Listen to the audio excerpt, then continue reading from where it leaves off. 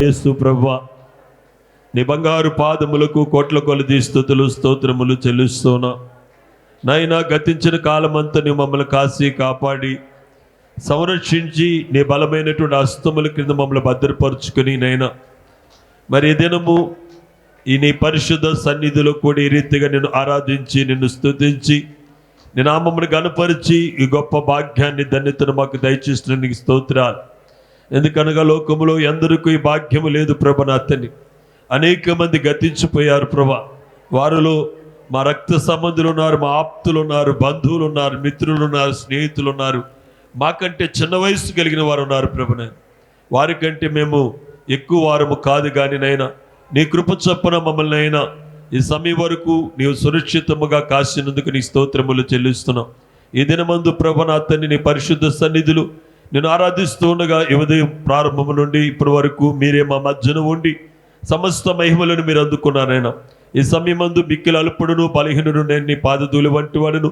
నీ కృపాస్ మీద నిలబడి ప్రార్థిస్తున్న ఈ దినదాసుని యొక్క ప్రార్థన మీరు అంగీకరించి కొడవచ్చి నీ ప్రజలందరినీ వినిచున్నటువంటి ప్రజలను మీరు దర్శించి దీవించమని నేను ప్రార్థిస్తున్నా. ఇంకా రానున్న బిడ్డలను త్వరగా నీ సన్నిధానానికి నడిపించి నీ నామానికి మహిమ తెచ్చుకోమని నేను ప్రార్థన చేస్తున్నా. అయ్యా, ఈ సమయం ముందు నీ వాక్యమును మేము ధ్యానం చేస్తుండగా నీ మెల్లని స్వరం మాకు వినిపించండి ప్రభువా. నాతో మాట్లాడండి, మాతో మాట్లాడండి అయ్యా. మీరు మాట్లాడుతూ ఉండగా వినగలిగే చెవులు, గ్రహించి మనస్సును మాకు దయచేయండి నైనా. ఇదిగోనైనా నీ రాకడ అతి సమీపంలో ఉంది ప్రభనైనా. మా అందరికీ సిద్ధపాటును మీరు కలుగు చేయమని నేను ప్రార్థన చేస్తున్నానైనా. మరి చాలా కుటుంబాలు ఇంకా సిద్ధపాటు లేకుండా ఉన్నాయి ప్రభా నా తండ్రి నైనా. మరి నాయనా ఒకరిటు ఒకరు అటుగా ఉన్నారు ప్రభా. మరి ప్రతి కుటుంబం నీ సన్నిధికి ఆకర్షించి నీ వాక్యం మీద మీరు స్థిరపరచమని నేను ప్రార్థన చేస్తున్నానైనా. ఇదేనా దాసుని యొక్క ప్రార్థన మీరు అంగీకరించండి నేను. ఇప్పుడు నైనా నీ యొక్క వాక్యమును మేము ధ్యానం చేస్తుండగా నీ మెల్లని స్వరం మాకు వినిపించండి. మీరు మాట్లాడుతుండగా వినగలిగే చెవులు, గ్రహింపించే మనస్సును మాకును దయచేసి నీ రాకడకు సిద్ధపరచమని యేసు క్రీస్తు పరిశుద్ధ నామమును బట్టి ప్రార్థించి స్తుతించి బ్రతిమాలి వేడుకున్నాము తండ్రి, ఆమేన్. వందనాలు తెలియజేస్తున్నా. దేవుని సాన్నిధ్యములు, దేవుని ప్రత్యక్షతలు, దేవుని పరిశుద్ధ సన్నిధిలో ఈ రీతిగా మనం కూడి ఉండటం అది చాలా గొప్ప భాగ్యము. దేవుడు ఆ భాగ్యాన్ని మనకు అనుగ్రహించినందుకు ఆయనకేమిచ్చినప్పటికీ ఆయన రుణమును మనం తీర్చలేము. దేవునిది సన్నిధి సజీవమైనది. సజీవమైనటువంటి దేవుని సన్నిధిలో ఉన్న మనము మరి సజీవులుగా మార్చబడడానికి, అనిత్య నూతన జీవాన్ని పొందడానికి ఆ కృపగల దేవుడు ఆయన సుముఖములు మనం నిలువబెట్టుకున్నారు. లోకములో ఎంతోమంది శ్రేష్ఠులు ఉన్నారు, జ్ఞానం కలిగిన వారు ఉన్నారు, విద్యావంతులు ఉన్నారు. వారికి లేని భాగ్యము దేవుడు మనకు అనుగ్రహించాడంటే అది దేవుని కృప. దానికి ఎప్పుడు కూడా మనము కృతజ్ఞత కలిగి ఉండాలి. సర్వశక్తుడైన దేవుడు తన ప్రజలతో మాట్లాడుతూ ఉన్నాడు. అనగా కూడి ఉన్న మనందరితో కూడా ఆయన మాట్లాడుతున్నాడు. కీర్తనల గ్రంథము 91వ దావీదు కీర్తన, కీర్తనల గ్రంథము 91వ దావీదు కీర్తన 15, 16 వచనాలు చదువుకుందాం. నేను చదువుతాను, జాగ్రత్తగా వినండి. కీర్తనల గ్రంథము 91వ దావీదు కీర్తన 15, 16 వచనములు. సర్వశక్తుడైన దేవుడు తనతో మాట్లాడుతూ ఉన్నాడు. ఆయన ప్రజలమైనటువంటి మనతో మాట్లాడుతూ ఉన్నాడు. ఇక్కడ చెప్పబడిన యొక్క 15, 16 వచనాలు మనం చూసినట్లయితే, అతడు నాకు మొర్ర పెట్టగా నేను అతనికి తోడై ఉత్తరమిచ్చేదను. శ్రమలలో నేను అతనికి తోడై ఉండేదను. అతన్ని విడిపించి అతన్ని గొప్ప చేసేదను. దీర్ఘాయు చేత అతన్ని తృప్తిపరిచేదను. నా రక్షణ అతనికి చూపించేదను. దేవునికి స్తోత్రం. హల్లెలూయా, హల్లెలూయా, ప్రైజ్ ది లార్డ్. ప్రియమైనటువంటి వారలారా, ఇక్కడ మనం చదువుబడినటువంటి యొక్క వాక్య భాగమును మనం పరిశీలన చేసినట్లయితే, అతడు నాకు మొర్రపెట్టగా నేను అతనికి ఉత్తరమిచ్చేదను. శ్రమలలో నేను అతనికి తోడయుండెదను. ఇది ఎవరు మాట్లాడుతున్నారండి? ఎవరు మాట్లాడుతున్నారు? ఒక మనుష్యుడు ఇంకొక మనుష్యునితో కాదండి. దేవుడే తన ప్రజలతో మాట్లాడుతున్నాడు. దేవుడే నీతో మాట్లాడుతున్నాడు. దేవుడే నాతో మాట్లాడుతున్నాడు. అతను నాకు మొర్రపెట్టగా నేను అతనికి ఉత్తరం ఇచ్చేదను, శ్రమలన్నిటిలో నేను అతనికి తోడయ్యుండేదను. ప్రియమైనటువంటి వారు, యేసు క్రీస్తు ఒక మాట చెప్తూ ఉన్నాడు. ఈయన మాటలు విని వాటి చప్పున చేయి ప్రతి వానికి నేను తోడయ్యుండేదను. ఈ మాటలు విని, ఆయన మాటలు విని వాటిని ఎవరైతే గైకొంటారో, వాటిని ఎవరైతే జరిగిస్తారో వారికట్టండి ఆయన ఎలాగుంటాడటండి? తోడై ఉంటానని ఆయన సెలవిస్తూ ఉన్నాడు. ప్రియమైనటువంటి వాళ్ళరా, దేవుడు మనకి తోడై ఉంటే మనకు కలిగేటువంటి మేలేంటి? దేవుడు మనకి తోడై ఉంటే మనకు ఒరిగేదేంటి? ఆలోచన చేద్దాం దేవుని యొక్క వాక్యము నుండి. ప్రియమైనటువంటి వాళ్ళరా, శ్రమలలో నేను అతనికి తోడై ఉండేదను. ప్రియమైనటువంటి వాళ్ళరా, దేవుడు ఇక్కడ మాట్లాడుతున్న ఈ మాటను మనం జాగ్రత్తగా గమనించినట్లయితే, సంతోషంగా ఉన్నప్పుడు, ఆనందంగా ఉన్నప్పుడు, మనం సమృద్ధిగా ఉన్నప్పుడు దేవుడు తోడై ఉన్నాడు అని మనం చెప్పుకోవటము అది పెద్ద గొప్ప విషయం ఏమీ కాదండి. మనం చాలాసార్లు చెప్పుకున్నాం, అన్ని బాగున్నప్పుడు దేవుడు మాకు తోడై ఉన్నాడు కాబట్టి మేము ఎలాగున్నామండి, మేము అలాగున్నామండి అని మనం మాట్లాడుతూ ఉంటాం. అది పెద్ద గొప్ప విషయం ఏమీ కాదు.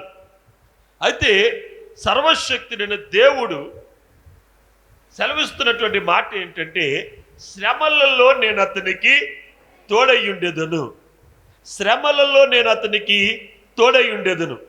శ్రమలలో నేను అతనికి తోడయ్యుండేదను. దేవునికి స్తోత్రం. హల్లెలూయా, హల్లెలూయా.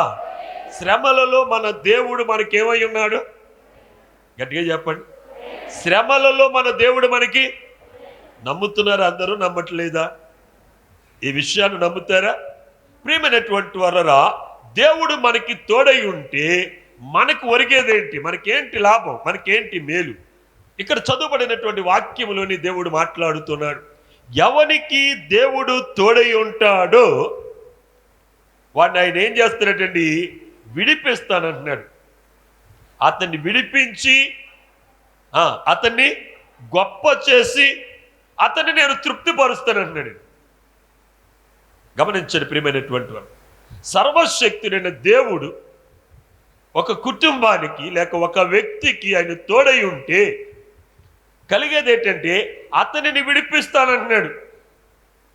రెండవది, అతన్ని గొప్ప చేస్తానంటున్నాడు. మూడవది, అతన్ని నేను తృప్తిపరుస్తానంటున్నాడు. దేవునికి స్తోత్రం. ఈ వాగ్దానాలు ఎవరికండి? దేవుడు ఎవరికి తోడై ఉంటే వానికి. దేవుడు ఎవరికి తోడై ఉంటానన్నాడు? శ్రమలలో నేను అతనికి తోడై ఉంటానన్నాడు. ఎవరు శ్రమ పడుతున్నప్పుడు దేవుడు తోడై ఉంటారండి? ఎవరు క్రీస్తు నందుండి, అనగా క్రీస్తు యొక్క రక్తములో కడుగబడి క్రీస్తు యొక్క చిత్తానుసారంగా ఎవరైతే నడుచుకుంటారో, దేవుడు మన గురించి ఒక మాట చెప్తున్నాడు. మీరు మీ సొత్తు కాదు, మీరు విలువ పెట్టి కొనబడిన దేవుని సొత్తు. ఎందుకు మీరు దేవుని సొత్తు అయ్యారంటే ఆయన చేత మీరు కొనబడ్డారు. ఆయన మనల్ని ఏ రీతిగా కొన్నాడు తెలుసండి? తన రక్తాన్ని ఇచ్చి కొన్నాడు. రక్తం అంటే ఏంటి? ప్రాణం. ప్రాణం ఇచ్చి ఆయన మనల్ని కొని ఆయన రక్తముతో మనల్ని శుద్ధీకరించి ఆయన మనల్ని పరిశుద్ధులుగా నిలబెట్టుకున్నాడు. కనుక ఆయన అన్నాడు, ఎవరైతే ఆయన యొక్క రక్షణలో కొనసాగుతూ ఉంటారో, ఎవరైతే క్రీస్తు యొక్క రక్తములో కడుగబడినటువంటి వారై క్రీస్తు యొక్క చిత్తాన్ని ఎవరైతే నెరవేరుస్తారో వారి శ్రమలో నేను తోడై ఉంటాను. మీరు అనొచ్చు, దేవుని రక్తములో కడుగుబడ్డాం కదా, దేవుని సంతానం కదా, మనకి శోధనలు ఏంటి, మనకి శ్రమలు ఏంటి? అందరికీ డౌట్ వస్తుంది కదా, ఏమండి? మనం దేవుని పిల్లలం కదా, మనకి శ్రమలు ఏంటి? శ్రమలు రావు అని దేవుని యొక్క వాక్యం ఎక్కడ ఎవరికి చెప్పట్లేదు. దేవుడు ఎవరితో చెప్పలేదు శ్రమలు రావు అని చెప్పలేదు.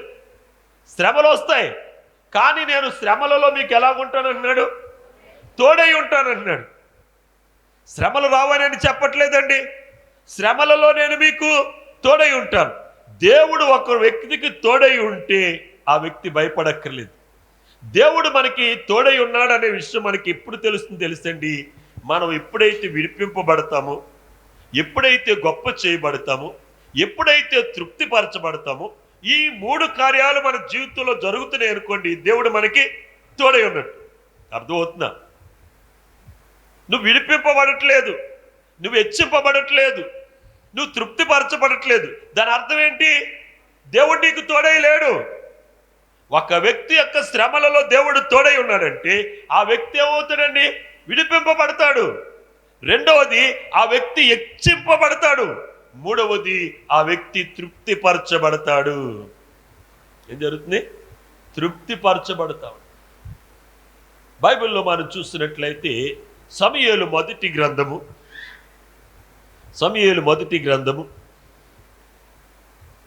18వ అధ్యాయము, సమూయేలు మొదటి గ్రంథము 18వ అధ్యాయము 14-15 వచనాలు చదువుకుందాం.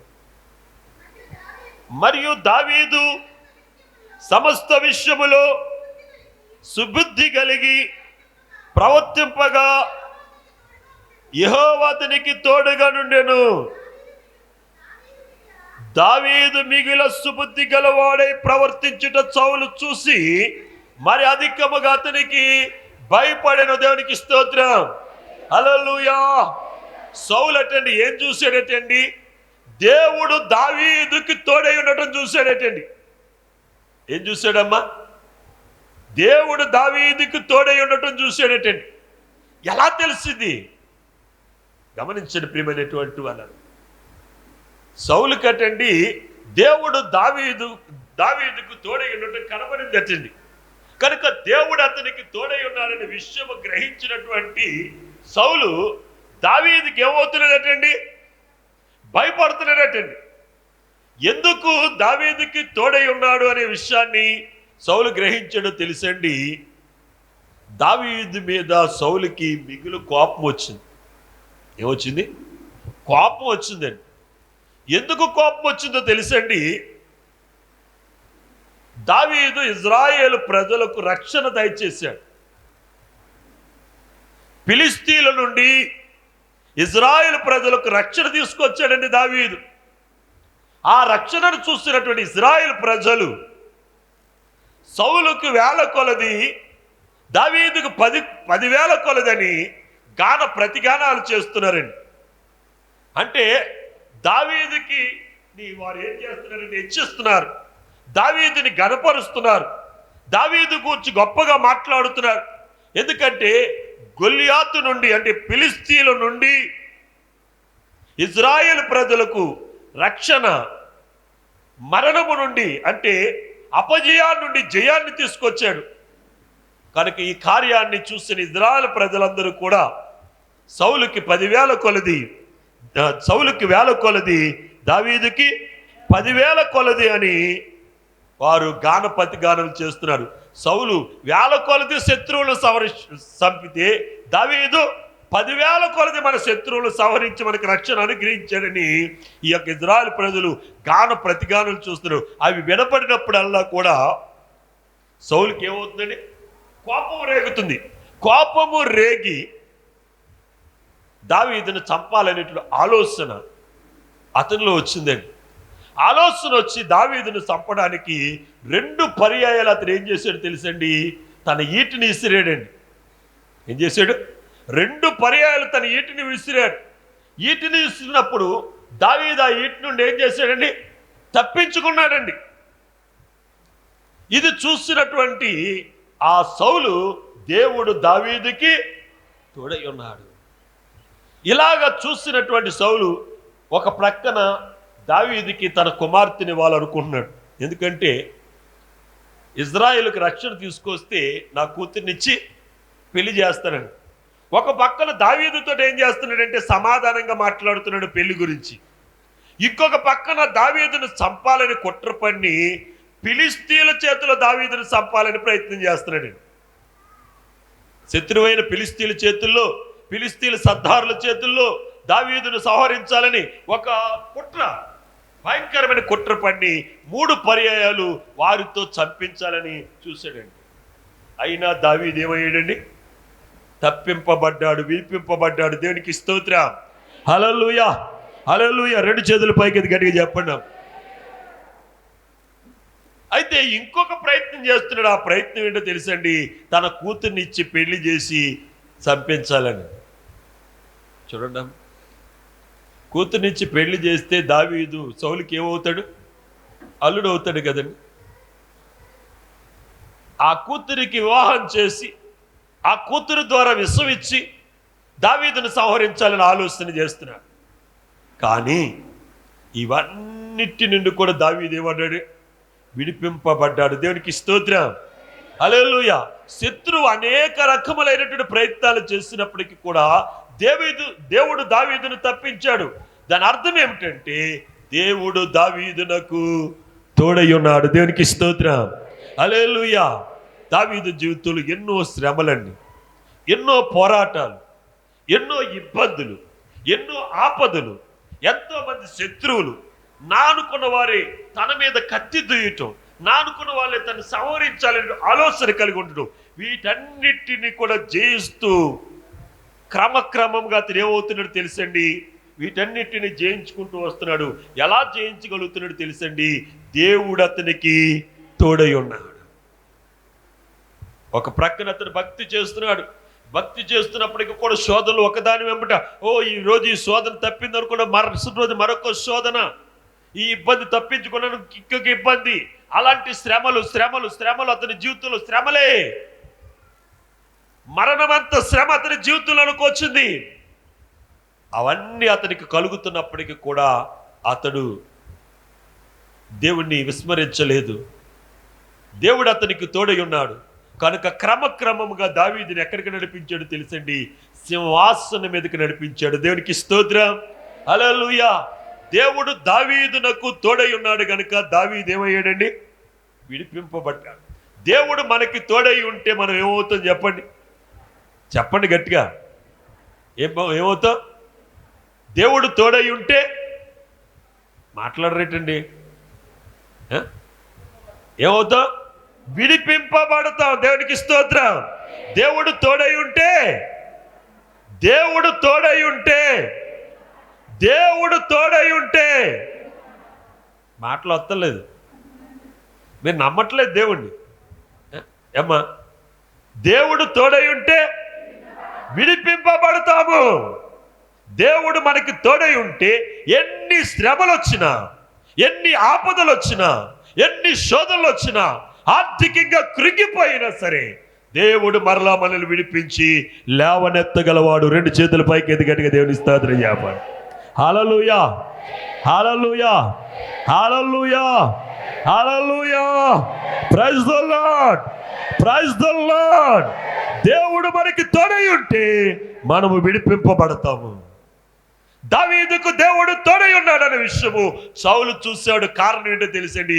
అతడు విడిపింపబడుతూ ఉన్నాడు.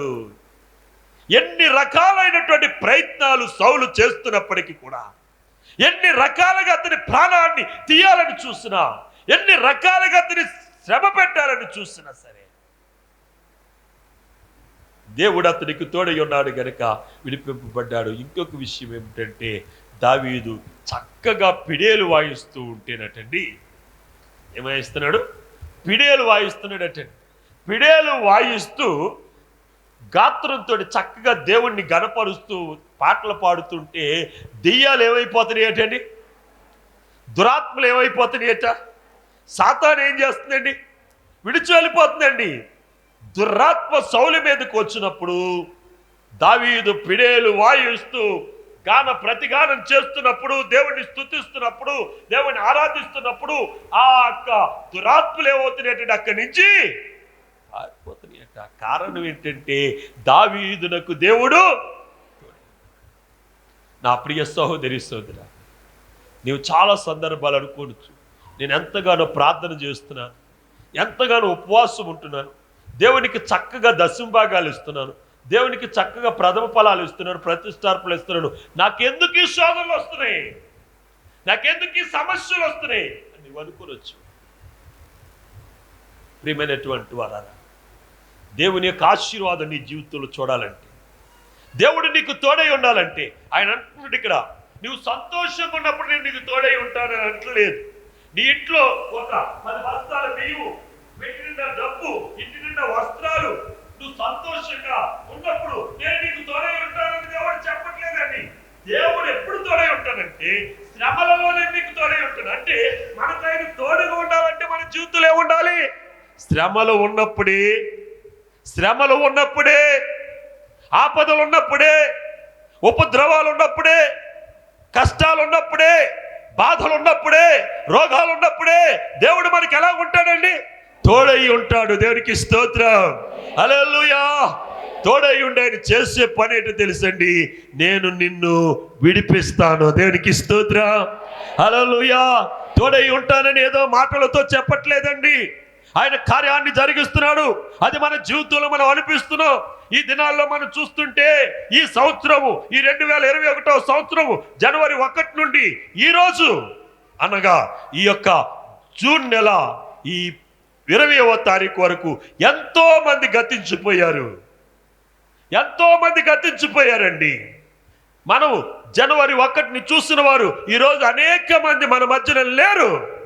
అయినా నీవు ఇప్పటి వరకు సురక్షితంగా ఉన్నావంటే, క్షేమంగా ఉన్నావంటే, ఆరోగ్యంగా ఉన్నావంటే, సజీవంగా ఉన్నావంటే కారణము దేవుడు నీకు తోడై ఉన్నాడు గనుక మరణము నుండి, రోగముల నుండి, శ్రమల నుండి, శోధనల నుండి, సమస్యల నుండి ఆయన నిన్ను నన్ను విడిపించాడండి. అది చూస్తున్నటువంటి సౌలు అంటున్నాడు, దేవుడు దావీదునకు తోడై ఉన్నాడని నేను చూశాను. దేవునికి స్తోత్రం, హల్లెలూయా. దేవుడు దావీదుకు తోడై ఉండకపోతే నా ఇంటి నుండి దావీదు రక్షింపబడి ఉండేవాడు కాదు. దేవుడు అతనికి తోడై ఉండకపోతే ఫిలిష్తీయుల సర్దారుల చేతిలో ఎప్పుడో తన ప్రాణాన్ని విడిచిపెట్టి ఉండేవాడు. కానీ అతను ఇంకా సురక్షితంగా ఉన్నాడంటే కారణము దేవుడు అతనికి తోడై ఉన్నాడు. దేవునికి స్తోత్రం, హల్లెలూయా, హల్లెలూయా. దేవుడు మనకి తోడై ఉన్నాడు కనుక మనం ఏమవుతున్నామండి? విడిపింపబడుతున్నాము. చెప్పండి అందరు గట్టిగా, దేవుడు మనకి తోడై ఉంటే గట్టిగా చెప్పాలి. మీ మాట ఏమి వినపడట్లేదు, నా మాట వినపడుతుందా మీకు? నేనేం చెప్పాను? ఆ మాట వినపడ్డది కదా. విడిపింపబడుతున్నాం అనే మాట మీ దగ్గర నుంచి నాకు రావట్లేదు. గట్టిగా చెప్పండి, దేవుడు మనకి తోడై ఉంటే విడిపింపబడతాం. దేవునికి స్తోత్రం, హల్లెలూయా. ఇంకొక విషయాన్ని మనం చూద్దామండి. యెహోషువ దినాలలో యెహోషువ అంటే మీ అందరికీ కూడా తెలుసు, ఇజ్రాయేల్ ప్రజలకు న్యాయాధిపతి. ఎవరండి? న్యాయాధిపతి. మోషే మరణానంతరము ఇజ్రాయేలీల యొక్క బాధ్యత, అంటే వారిని వాగ్దత్త దేశము చేర్చే బాధ్యత దేవుడు మోషే ద్వారా యెహోషువకు అప్పగించాడు. మోషేతోటి యెహోషువ సుదీర్ఘమైన ప్రయాణం చేశాడు. 40 సంవత్సరాలు. ఎన్ని సంవత్సరాలు? 40 సంవత్సరాలు ప్రయాణం చేశాడు. ఈ 40 సంవత్సరాల ప్రయాణములు మోషే యొక్క సహనమును గూర్చి తెలుసు. ఇజ్రాయేలు ప్రజలు మోషేని ఏ రీతిగా బాధ పెట్టారో, ఏ రీతిగా శోధించారో, ఏ రీతిగా ఇబ్బంది పెట్టారో, ఏ రీతిగా రాళ్ళు రువ్వారో, ఏ రీతిగా మోషేను కొట్టాలనుకున్నారు, అన్నీ చూసిన వాడు యెహోషువ. ఇప్పుడు మోషే యొక్క స్థానాన్ని దేవుడు యెహోషువ చేతిలోకి ఇచ్చాడండి. అయితే యెహోషువ దైవ చిత్తానుసారం ఇజ్రాయెల్ ప్రజలను నడిపించడానికి మోషే మరణానంతరము వారితో కలిసి బయలుదేరి వాగ్దత్త దేశం తీసుకువెళ్ళడానికి యొర్దాను నది తీరానికి తీసుకొచ్చాడు. నది దాటి ప్రయాణం చేయాలి. ఏం చేయాలి? నది దాటి ప్రయాణం చేయాలి. ఒక క్లిష్టమైన పరిస్థితి. దేవుడు ఒక మాట చెప్తున్నాడండి యెహోషువతోటి. చూడండి, యెహోషువ గ్రంథము 1వ అధ్యాయము, యెహోషువ గ్రంథము 1వ అధ్యాయము 5వ వచనాన్ని చదువుకుందాం. నీవు బ్రతుకు దినములన్నిటను ఏ మనుష్యుడును నీ ఎదుట నిలువలేకపోవునా, నేను మోషేకి తోడై ఉండినట్లు నీకును తోడై ఉండేదను. గమనించండి, ఇక్కడ దేవుడైన యెహోవా యెహోషువతో మాట్లాడుతూ ఉన్నాడండి. ఎందుకు మాట్లాడాడంటే యెహోషువ దేవుని వైపు చూస్తున్నాడు. ప్రభువా, ఇజ్రాయేల్ ప్రజలను నడిపించమన్నావు, వీరికి నాయకుడిగా ఉండమన్నావు, కానీ ఇప్పుడు పరిస్థితి చాలా దారుణంగా ఉంది. వీరందరూ నా మీద రాళ్లతో కొట్టడానికి సిద్ధంగా ఉన్నారు. వీరందరూ సణుక్కుంటూ ఉన్నారు. ఈ పరిస్థితిలో నేనేం చేయాలో నాకు తోచట్లేదని సర్వోన్నతుడైన దేవునికి విజ్ఞాపన చేస్తున్నాడు. ఎందుకు ఈ రీతిగా విజ్ఞాపన చేయవలసి వచ్చిందంటే, వారు యొర్దాను నదీ తీరమునకు వచ్చి నిలిచినప్పుడటండి, నది ఏమవుతుందటండి, పొంగుతూ వచ్చేస్తుందటండి. ఏమొచ్చేస్తుంది? నది పొంగుతూ వచ్చేస్తుంది. ఎంత పొంగుతూ వస్తుందంటే తెలుసండి, ఆ యొర్దాను నది యొక్క గట్లు ఉన్నాయి చూడండి, ఆ గట్ల మీద నుంచి పొర్లి పారుతూ వచ్చేస్తుందట నది. పర్వల్లో తొక్కుకుంటూ నది వచ్చేస్తుందండి. ఎక్కడైనా కొంచెము గడ్డి పడ్డదంటే ఆ ప్రవాహములో ఇజ్రాయేల్ అందరూ కొట్టుకుని వెళ్ళిపోతారండి. ఏమవుతారు? ఇజ్రాయేల్ ప్రజలందరూ కొట్టుకుని వెళ్ళిపోతారు. ఆ పరిస్థితిని చూస్తున్నటువంటి ఇజ్రాయేల్ ప్రజలు యెహోషువతో అంటున్నారట, మమ్మల్ని ఈ యొర్దాను నదిలో చంపేయాలని నువ్వు తీసుకొచ్చావా? ఈ ప్రవాహములో మేము చనిపోవటానికా? నిన్ను నాయకుడిగా ఏర్పాటు చేసినట్టు మోషే ఎక్కడా?